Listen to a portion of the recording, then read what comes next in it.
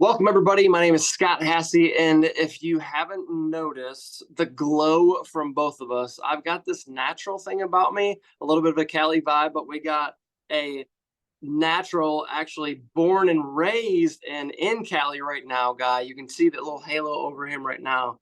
But Jordan's going to introduce himself here in a sec, and we're going to get into the results he's had working with us in our remote velocity program. So if you want to introduce yourself, Jordan, go ahead. Yeah, my name's Jordan Cole. I am from Southern California, and I also attend a Division I school, Pepperdine University, where I play baseball. And I'm a right-handed pitcher. And this was kind of my first almost full year now working with Scott. Love it. All right, man. So talk to us about, and everyone who's watching, when was it that you started working together with us? And then where was your velocity at then? Kind of give you more like a better understanding is I came to Pepperdine freshman year in the fall. Velo was still pretty normal. Like in high school, I was about 89, 90. I think I was about 89, 90 when I got to Pepperdine in the fall. Went through the whole Christmas break just through here. And kind of when I got to season, I kind of dipped and I was more like 87, 88, 86, 89 in that range, like not really touching 90 at all, kind of just upper 80s. And I remember I think it was after my first start, wasn't throwing very hard and it wasn't a very good start in general. And I kind of told my dad I want to hop on some sort of program. It might not be this year, but in the years past, like I don't want that to happen anymore. You know, I want to throw harder. I want to be a better pitcher. And then I kind of thought about it for a while, and I looked at all sorts of Instagrams, Twitters, and everything. And actually, Scott like reached out to me like via DM, and I just thought it was like a clear sign that this might be the guy. So I remember hopping on a Zoom call with him. I just loved everything he was telling me, and like from that point forward, I never really like looked back. I guess you can say. Love that. A good little story. Are you a bit of a Yeah, storyteller? a little bit. I love that. Awesome. So how long had you been? I mean, you talked about at that point you've been looking for a program. How long had you been at that Velo? So when did you first start hitting up Radies? I mean, I think my junior year, I was like 86 to 88, topping 89, maybe even hit a 90 that year. Senior year, 88 to 90, topping maybe 91, something around there. Like maybe 92, but I don't really know. Just kind of word of mouth, stuff like that. And then it kind of just stayed there the next 2 or 3 years, anywhere from that 86 to 90 range. And I kind of just I knew I needed to do something if I wanted to make the jump over, out, and out. So that's kind of what I did. Love it. And did you at that point feel like you were capped at all? Um, with what I was doing in terms of like, I was pretty much just lifting weights, maybe playing some long toss, doing some sort of yoga and mobility. But like mechanically, it was kind of just the same stuff over and over again. And it would be like maybe a mile an hour here or two, but then I'd do the wrong thing and keep going forward and back. And I just knew there has to be a more efficient way. Like watching these people throw on like TV, like they're like my size throwing like 10 miles an hour harder than me. I just knew there was something I was missing. Yeah. And so talk to me a little bit more about what you were trying. What were the drills? Were you doing programs you saw online? Were you watching TikTok videos? Like, how were you going about trying to figure it out? Yeah, I mean a lot of plyo stuff. I like remember I'd Google like plyo routines and try those with the heavy weighted balls, towel drills, remember like various throwing programs and long toss routines, like just looking at mechanics like online, like oh like try to sit in your back hip for longer, like ride the slope better, like all stuff just like that. But I didn't really know what I was doing, so I was kind of just taking all the information I got and just trying to make it work. But it was a lot of like okay, this is a good outing. I did this good today. Then let's try to do something else the next time. And that didn't work. It's just a lot of process and error. And that's never a good thing to have, especially when you're in season, like a process and error type of thing. Yeah, for sure. And we'll talk about the in-season component too, because that's so many. But like just what you're saying, that's the story of almost everyone that joins our program, where they're putting in the work, they're doing the research, but it's just scattered and it's all over, and there's not like really like a program about it. So now that you're in, we'll fast forward. We onboard you, we get you in there. When you first got in, what was your reaction to the overall program or the drills? Because a lot of what we do in there is new. A lot of the demonstrations, I don't have my shoes and socks on, and people get taken back and they're like, "What is this thing?" So, what was your initial response when you joined the program? I mean, at first I was kind of like, "Well, this is a lot different than a lot of stuff I've done." I mean, even fast forwarding coming back to school, like I'll take out my Nerf basketball and do like an EV throw, which is one of the staple drills we do, and people are like, "Dude, like, what are you doing?" It helps me, just let me be me or something like that. But it's just definitely different. You really learn how to use your whole body and how everything centrals like through the spine. Like I got it right here, like the journal aspect of it. I think this is the most important thing I learned this summer is actually being able to write down what you learn day to day. And it's really just like for me, it was like a school for baseball, and it was just a really good time. I got to like learn a lot more about how my body works, and like not just pitching, but everything running and lifting. So that was probably like the biggest wake up call for me is just learning more about like just your spine and how your body moves and operates. Yeah, so for those of you guys watching, Jordan got an opportunity to obviously he's working with us remotely, but we've got a summer program where he was able to move in for about a month, month and a half over the summer and train with us in person in that summer program. So he's able to do kind of a hybrid of both. So talk about how in the beginning you're doing this weird, different program. How much different was it compared to what you were doing in the past? And then also, you're in the middle of the season. A lot of people are like, "Oh man, I can't do anything in the middle of the season. Like it's just not going to work. I can't do that. I gotta wait. I gotta wait. I gotta wait." Yeah, I mean, it's really like you have like I think my personal opinion is you have about 3 to 4 main things you teach. And once you understand like all 3 to 4 to maybe 5 of those things, you can kind of like just like move forward from there. And it doesn't take very long to understand them because once you're aware of them, they might be not be consistent, but at least you know what you're doing wrong. That's the biggest like thing for me that I didn't know what I was doing wrong before. So like now, like this season, when if I have a bad outing, if I have wild, if I'm not throwing as hard as I want to be, I know because I can go back to all the stuff I learned this summer that like what I'm doing wrong and I can fix it for the next outing. Versus last year before I worked with Scott, it was just like I think that looked off. Like, let me try this next time, but I don't really know. So that's like the biggest thing for me, especially like in season. As you, yeah, Yeah. So you started in season, and what would you tell a guy who thinks that you can't start a program in season? You can't work on pitching in season. You just got to go out and pitch. I mean, it helped me a lot, honestly. Like, I was, I kind of had the same. Like, I remember me and my dad were like, should we wait till summer? Like, I don't really think, like, I don't want to be thinking on the mound. Like, everyone knows when you're thinking about your mechanics, it's just a recipe for disaster. And like, the first Zoom I had with you, you told me like, I don't want you to think on the mound. Like, I'm telling you like what to do, days leading up to the mound, like days leading up to your game. But like the day before and the day of, like, you're just locking in and you're just gonna go out there and compete. But if you do all the drills, like in your catch play, just regular catch play, just make them a habit, like it's going to become second nature eventually. And you're not going to have to think about anything but going and trying to get people out. So, like, the sooner you start doing that, the faster you're going to see like the results you want, I think. So, I don't think you should waste time. Like, I think it's important to get going right away. Like, I don't think it's going to be as big as a jump, obviously, in season because you don't have enough time as in summer. But like someone who starts in a season versus waits a summer is going to be way ahead of someone who just starts in summer. That's like my main takeaway on it, at least. Yeah, that's huge. It's better coming from you, from a guy that like is a dude that's doing it. Because I tell people all the time, like you can wait and you can keep kicking the can down the road, but like at some point you got to pick up the can and you got to get to work. And I don't know where the rest of that analogy with the can goes, but hey. um, so talk about your experience with weighted ball programs in the past. Um, just your experience, guys that you know. I'm not asking because obviously we don't do a lot of weighted ball stuff, but what was your experience with weighted ball programs in the past? Yeah, so high school, pretty much everyone on my team did weighted balls to a certain extent. Very big, very like mainstream. Like every travel tournament I'd go to, their starters definitely throwing some weighted balls, something like that.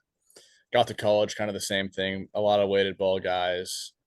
And actually, like this year, it's kind of crazy how it all worked together. My pitching coach like doesn't really want us throwing weighted balls like right now. I think he's trying to actually get away from it, which is kind of just like a random coincidence. So I told him like someone was talking about doing their plyo routine like a few weeks ago, and he was like, "Oh, do you have to do your plyo routine too?" I'm like, "No, like, I haven't thrown a weighted ball in like a long time. I stripped plyos." And he's like, "Really? Like that's awesome." Like he was like, he's like, "I kind of want more guys to do that, but like I don't want to mess with their routines, obviously." But so that was a cool thing to hear for sure. But it was pretty unnormal, especially in California. I feel like weighted balls are huge in California. Like everyone's doing them. Yeah, and what's your opinion? What do you see that they work, or do you see? Because I know what Yeah. I've seen and what I hear being the healthy guy, and I know who comes to me, but hearing it from a player is different too. Yeah, so for me, the weighted balls and even I get into like pull downs, essentially just a run and gun. You're trying to throw the ball into the net as hard as you can, like while moving. Like those never translated for me. And there's gonna be like a lot of reasons why. Like they work for some people, but most of the time I've seen people like make jumps from them. Like they end up getting hurt if they're not doing them right. And I don't think a lot of people are doing them right. So I think it's important to like learn the foundation of like having perfect mechanics before you even like dive into like doing any sort of run and gun or weighted ball program. So like that's why I think it's dangerous, not dangerous, but I don't think it's good for a lot of middle school and high school age kids to be throwing weighted balls against a wall, especially because most of them aren't even fully developed into their body. And for me alone, like I remember like it would make me feel better. Maybe I'd throw a little harder at times, but like it didn't really make too much of a difference. And it just put a lot of stress like on my arm at times, especially when I was like my mechanics were really bad. Like it just wasn't worth the risk for me. And luckily I didn't do them for long enough. I ended up stopping because my arm didn't feel very good, where I never actually ended up getting injured, luckily. But there's a lot of people I know who like haven't been as lucky and ended up like tearing their UCL or having a labrum problem because they saw results, they wanted to keep going, but like at the end of the day, your health is probably more important than just trying to throw hard. Because if you throw hard and get hurt, it's not going to matter at the end of the day. Exactly. And then you've been a case study with that. So tell people about kind of what the velocity journey has been. We're definitely not complete. You're only, really what, 6 or so months in. Yeah, We're just kind of still kind of in like a phase one of optimizing mechanics and everything. But tell yeah, everyone kind of the before and after differences you've already started to see. yeah. So started working with Scott in season. I think first start that day I was 86 to 89, something like that. Quickly in a few weeks, I think I eventually started holding about 87 to 89, 87 to 90 the rest of that year, just like working remote with Scott. I came to summer at this time. I was like I was bullpenning like I'd bullpen like 85 to 87, like around mid 80s. Then I came to Scott in the summer, worked with him for 2 weeks before even hopping on the mound. I think my first pen I was like 88 to 90, and kind of was about 88 to 90 throughout most of the summer. And some of Here, my best. hold on. I'm going to pause you there. Okay, For, okay, for context, because I had to give you guys this context. When you are indoors, it's like you're not outside, you're indoors, you don't have a catcher, there's no one in the box.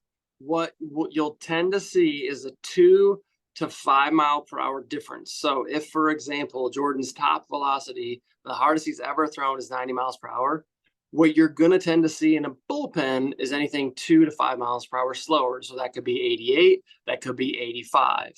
And so you said in bullpens, just regular bullpens, you're not throwing to, even when you are throwing to a catcher, usually that'll give you a little bit of a bump, but just a regular side pen, whatever it is, you said you're what, 85, 86? yeah, that was before I came out to Indiana to train with you. I was just 85 to 86, throwing into like a net or something like that. And then I came out to you, started working with you. And I think after the first 2 weeks of just instruction and like trying to get everything through my spine, that first pen I was 88 to 90. The In a first time, pen, in a yeah, pen, first time I not ever, not to a catcher, not with a batter, not with the juices flowing. You're just indoors in a sweaty yeah, facility and and throwing a pen. that was the first time I ever hit 90 or I think even 89 in a bullpen ever. And that was kind of like where I was the most of the summer. Like I remember like even like my bad pens, I was like 88 to 90, and my like better pens, I was more like 90 to 91 to like topping 92 by like the end. And then even when I came home at the end, I was still throwing pens like with Scott's remote program, just like at the park off of like a high school mound. And even then I was still like 89 to 91. And now that I'm back at school, we're kind of like re-ramping up. So we're about like 70% pens. First time throwing to a catcher since playing last year feels pretty crazy as well. And I've been like 70, 80% pens, just cruising like 88, 89, like super easily. So as we start to get into high intent pens and live ABs, like I'm pretty optimistic about like what's going to happen this fall and spring. What'd your coach tell you on these low intensity pens?